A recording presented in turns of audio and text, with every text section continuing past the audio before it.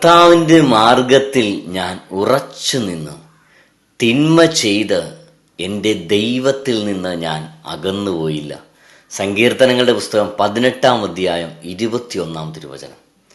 പ്രിയപ്പെട്ടവർ, ഇന്നേ ദിവസം കർത്താവ് നമുക്ക് തരുന്ന ഈ വചനം എല്ലാ സമയങ്ങളിലും ഒരു വിശ്വാസിയുടെ ജീവിതത്തിൽ മുറുകെ പിടിക്കേണ്ട ഒരു വചനമാണല്ലേ.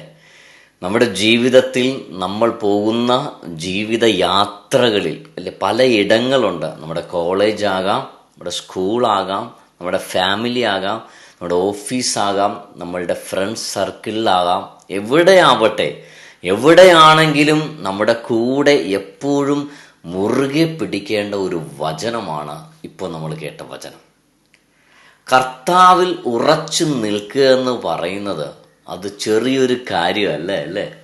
ഈ ലോകം മുഴുവൻ ചിലപ്പോൾ കർത്താവിനെതിരെ നിൽക്കുമ്പോൾ, കർത്താവിനെ തള്ളിപ്പറയുമ്പോൾ, പലപ്പോഴും ഇന്ന് കാണുന്നത് വിശ്വാസത്തെ തള്ളിപ്പറയുന്ന ഒരു കാലമാണ് ഈ ഒരു കാലം എന്ന് പറയുന്നത്. നമ്മളത് പലപ്പോഴും കാണാറുണ്ടല്ലേ.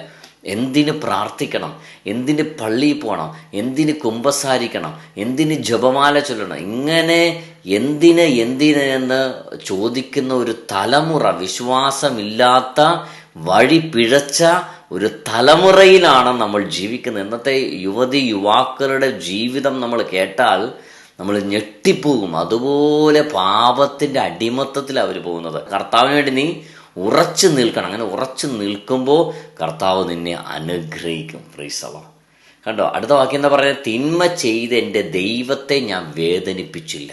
കണ്ടോ, അപ്പോൾ തിന്മ ചെയ്യാനുള്ള സാഹചര്യം, പാപം ചെയ്യാനുള്ള സാഹചര്യം, അല്ലെങ്കിൽ തെറ്റിൽപ്പെടാനുള്ള വഴികൾ വളരെ ഏറെയാണ്, അധികമാണ്. അവിടെ നമ്മൾ അതിൽ വീണു പോകാതെ നിൽക്കുക എന്ന് പറയുന്നത് അത് നിസ്സാരമായൊരു കാര്യമല്ല അല്ലേ.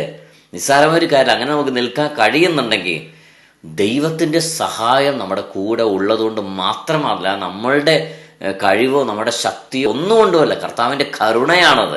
കർത്താവിൻ്റെ കരുണ ഇതുവരെ വിടാതെ നമുക്ക് നിൽക്കാൻ കഴിയുന്നുണ്ട്. അത് കർത്താവിൻ്റെ സ്നേഹമാണ്, കരുണയാണ്, കർത്താവിൻ്റെ ദാനമാണ്. അതുകൊണ്ട് എവിടെയാണെങ്കിലും കർത്താവിന് വേണ്ടി ഉറച്ചു നിൽക്കണം. അതാണ് കർത്താവിൻ്റെ വചനം പറയുന്നത്. ഞാൻ കർത്താവിന് വേണ്ടി ഉറച്ചു നിന്നു, തിന്മ ചെയ്ത് എൻ്റെ ദൈവത്തെ ഞാൻ വേദനിപ്പിച്ചില്ല. സങ്കീർത്തനങ്ങളുടെ പുസ്തകം 18-ാം അധ്യായം 21-ാം തിരുവചനം നമ്മുടെ എല്ലാവരുടെ ജീവിതങ്ങളിൽ അനുഗ്രഹമായി മാറട്ടെ, അഭിഷേകമായി മാറട്ടെ. കർത്താവ് എല്ലാവരും സമൃദ്ധമായി അനുഗ്രഹിക്കട്ടെ. ആമേൻ.